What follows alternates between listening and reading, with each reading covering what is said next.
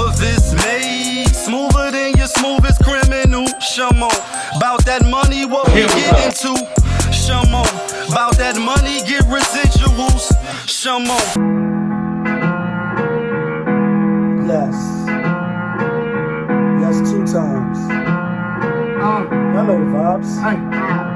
They go, ooh la la, she go, ooh la la, we go, ooh la la, they go, ooh la la, ooh la la, with the Diddy and all that, right? Ooh la la. Looking for M's like I lost a friend. Hop out of the bed like where's the... What it do, people? You're now tuned in. POPAVIST. POPAVIST TV. We live, we rolling, we unscripted, we authentic. That feeling back up in here one more again. If it's your first time, then come on in. Over here, we deal with sports, hip-hop, interviews, Popavisms 101, and motivation. No gym today, though. If that sound like something you can rock with, then before you exit, hit stage left, kindly hit that subscribe button. Hit that like button. Hit the notification bell. So when I upload the videos, you get alerted. And if it's not your first time and you've been rocking with the channel, then you know how I do. You know how I start the show. Tony, there was no other way. We in the end game now. We in the end game, people. We in the end game because it's a crazy story that came out. Even though I looked for it, didn't find it. I just really see it on Twitter and a couple of YouTube channels. I'm in these YouTube streets and I'm in these YouTube alleyways. But it's a story that just came out that a brother on another continent collapsed, then dropped dead because he read the DNA test, and the DNA test determined he wasn't the father of his son, and that shit killed him. And I'm like, damn, that shit crazy, shit crazy. Like, again, I guess the brother was in Nigeria. Y'all probably seen the pictures, you know what I mean, and seen. Like I said, I went to Google. I didn't find the story, to keep it a buck. I didn't find it. So the pages that I seen it on just, was like this. And I'm like, is this one of them stories that come out and they just want you to think about it? Like, you know what I mean? Like, it's really nothing to think about. I seen a couple of other channels saying, should paternity tests be mandatory? And, you had good arguments on both sides, if you ask me. I think... if you got a question, then you should get tested. And if there's any doubt, it's always going to be, the mothers for sure and the pops maybe, you know what I mean? So if you want to know, you should know. You should never be duped out of not finding out if that's what you feel. That's my stance. I would be like, nah, we got to find out. And the lie detector determines, and the Maury voice with the suspense and all that, like, yeah. The lie detector determines, or the DNA test determines, you are not the father. Like, I mean, like, watch the show, be intrigued at one time, hating that shit. Like, how many of y'all was watching that shit just for that part? To see the people get up and act crazy and the women walk out like they can't believe it and the dudes be mad happy. See, like, niggas be mad happy, like, you know what I mean? But then you see the disgust and the shame and the embarrassment, like, damn, 3 niggas was tested. None of them niggas is the father. And that was a story, a real story. Also, you know what I mean, out the country though, Nigeria, where a dude found out all 3 of his sons wasn't his kids, and then he beat the lady up in the airport and all that. Crazy shit, crazy. But you know what it is. You see the thumbnail, Sunday night and all that. Sunday fun day. And all praises due if you still on the books. So episode 2 recap. Raising Kanan. They say this is a big rich town, but that's not the anthem to the show. That's not the theme song. You know what I mean? But you never could get enough of that, right? I just come from the poorest parts, you know what I mean? Shout outs to Joe and all that. But anyway, my takeaways, you know what I mean? Like, again, we don't know the middle story, so you are gonna, you know, go on the journey of watching how he develops and stuff that made him be the monster that he was, you know what I mean? He was a straight monster, straight killer, you know what I mean? Killed his own son, you know what I mean? With no blinking of an eye, like bang bang. That's it, like you're done with. And a lot of that's been out lately, you know what I mean? A lot of that energy, you know what I mean? That low down, dirty, greasy, grimy, like, you know what I mean? Scum of the earth type vibes, niggas do foul shit, you know what I mean? But anyway, in this episode here, right? Soon as when this man, I can't even think of his man right now. Soon as when this man that he did the hit with said it out loud in school, like, I think he said, you was just mad or whatever because I did it. And he looked at him like, nah, you can hold that, you know what I mean? But just don't talk about that shit out loud. Like, what we need the props for? Like, what we need people to know what we just did for? Telling on yourself remains at an all-time high. These niggas love telling on themselves. They love telling on themselves. For real, for real. Think this shit is you reading the script and you getting paid to do what these niggas is doing on a weekly basis on these TV shows and these series and shit. Soon as when he said that, I said, they gonna kill this nigga. Like, instantly, soon as when he said it, I said, they gonna kill him. And they did kill him. Obviously, it wasn't known to Kanan. I'm sure he gonna find out and see the griminess and the inner works of his family and how the streets work. And that's how his character evolves and evolves, like I said, to be able to kill his own son. This is somebody that was able to kill their own son. So it's a roller coaster, it's fantasy, it's embellishing, it's drama. But yeah, you know what I mean? This is what he, you know, what he came to be. And then obviously raised Ghost and Tommy on the back end, like teach you little niggas how to, you know what I mean, move in these streets. In the room full of vultures, Hove line. So they killed him, or the uncle killed him, you know what I mean? And it's like, knew it was the setup. Knew it was the setup. And the thing is, he wanted to get that props. Like Nas, Queens, never Queens night, you know what I mean? He said props is a thug's wife, you know what I mean? Like that's your Bonnie and Clyde, or that's what's gonna last or be remembered, like Thanos. I hope they remember you, like, and we did a video on this. Go see the other video on how they gonna remember you. A lot of us, that's just that. Like after that, that's it for you. It's no more. I hope they remember you, like again, like they real quick, like, you know what I mean? You out of here. And what happens is, because you want to be looked at as the man, as the person that just killed. Like, look, the dude they killed, $120, Bucky, you know what I mean? 5 days, 4 days, shorty fighting the other girl or whatever because she said what she said. And then the famous, you know what I mean? He trying to get at her. Kanan already liked her. But, you know, famous, like, I'm a holler than Jukebox looking at him like, yo, she just lost her little, you know what I mean? Like 2-3 days ago. Niggas don't care.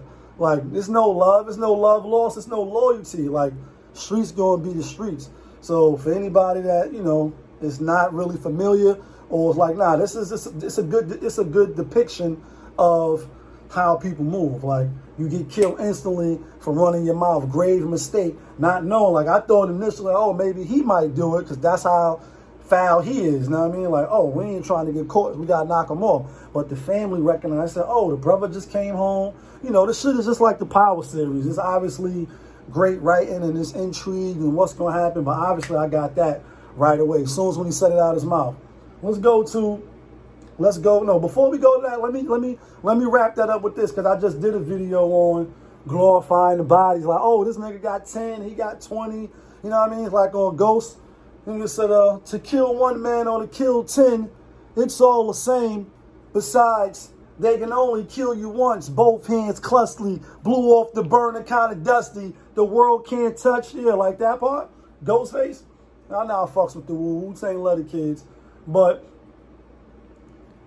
if you are a person that, you know what I mean, move like that, or you got it in you, whether it's self-defense or whatever it is, and you didn't get caught, Don't try to compete with the people that admitted what they did or they did time for what they did so they can't go back. Like if you kill whoever you did time, it's people that kill people, came home, you know, they don't give a fuck. But you're black. When you black, yeah, you might get an 8 1/3 to 25, come home after 15, 16, get the props of killing a nigga in the hood, and you know, yeah, you can say that now, like, yeah, who you body? I killed such and such. Yeah, you can hold that down, you know what I mean? And you did the time, so you can't go back. My point is to the niggas that niggas don't know about what you did. Don't tell them niggas. Don't get the props. Don't look for niggas to be like, oh yeah, when niggas be like, so who you killed? Who you fought? Now, fighting is different. But when niggas be asking who sent you? Like, who? Mickey? Who? Who sent you?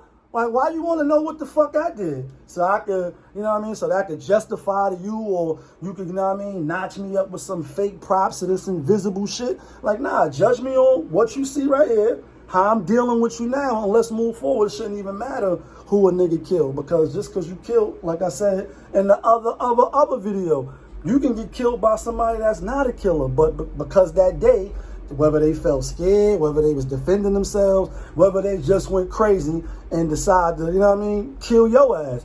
Yeah, it can happen, and we see it all the time. So for the niggas that's low with it, that ain't trying to be doing it for the gram, stay how you stand. Let these how ho said the bleak.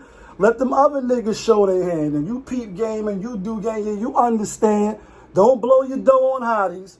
I got two, won't break them for nobody here on that. I like your resume, pick a day, you can start. Yeah, that part. Be quiet, let them other niggas show their hand.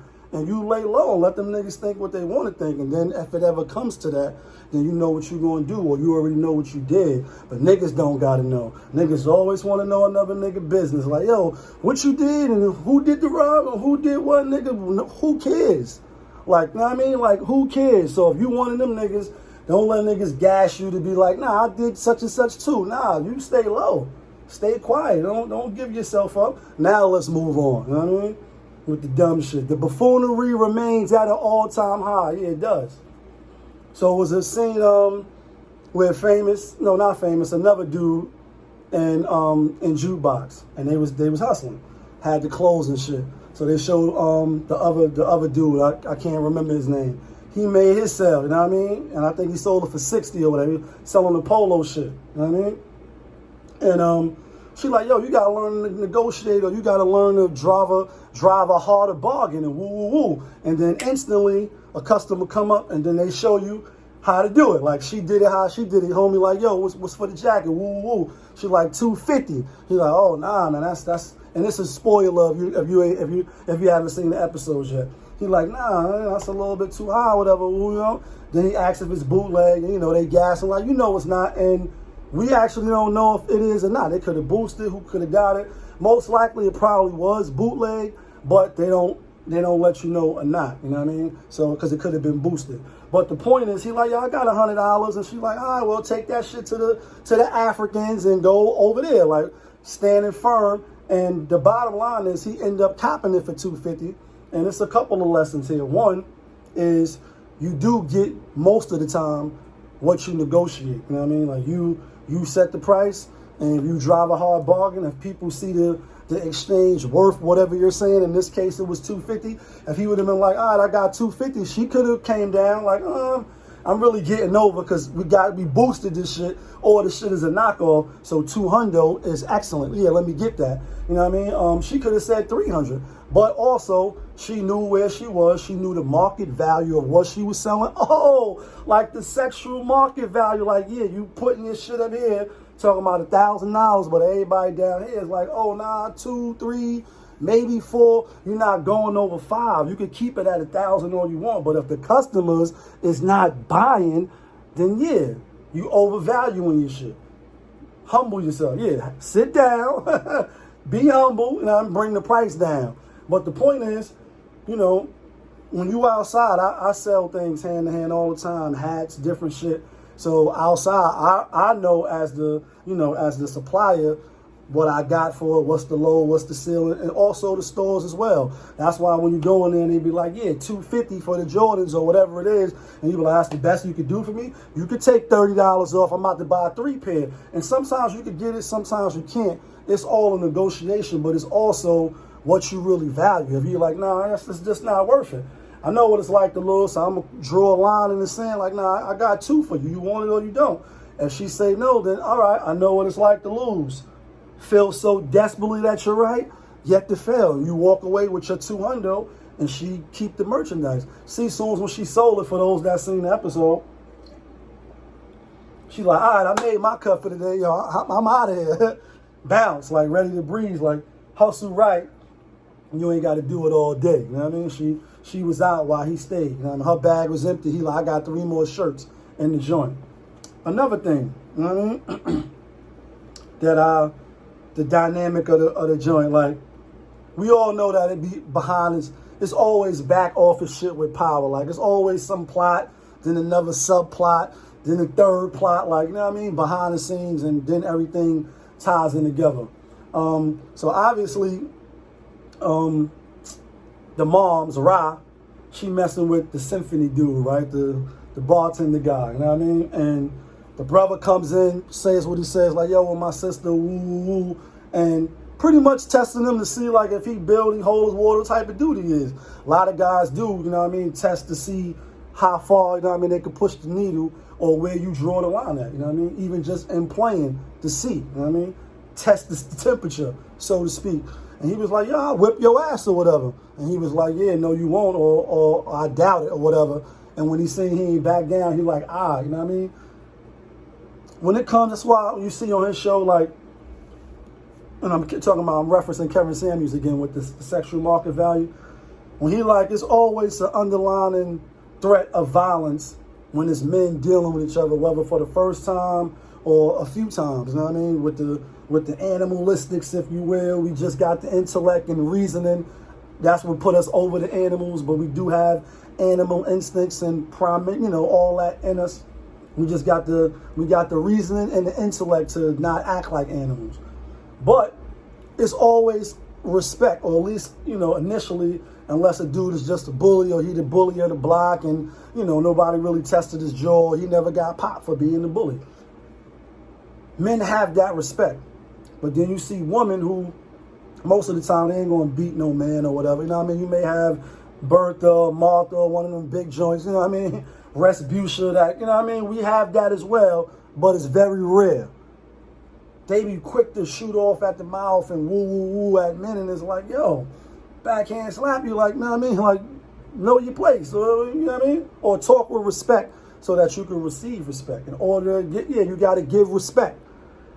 Men know that already. But he come in, you know what I mean? Like, let me see, I never know, this nigga might be a suck-ass nigga or a wing nigga fucking with my sister. And then, she with the shits, obviously. So that little test, and, just for now, he passed.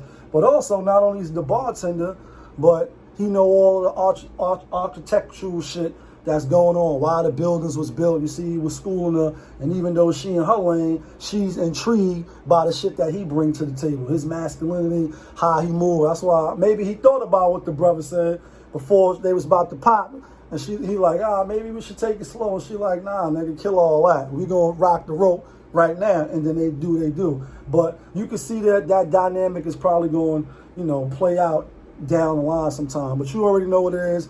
What's your takeaways from that episode? All one. Leave a comment. Hit me with a Gmail on the bat line. It's your boy, POPAVIST. You're now tuned in. POPAVIST TV. That's the show.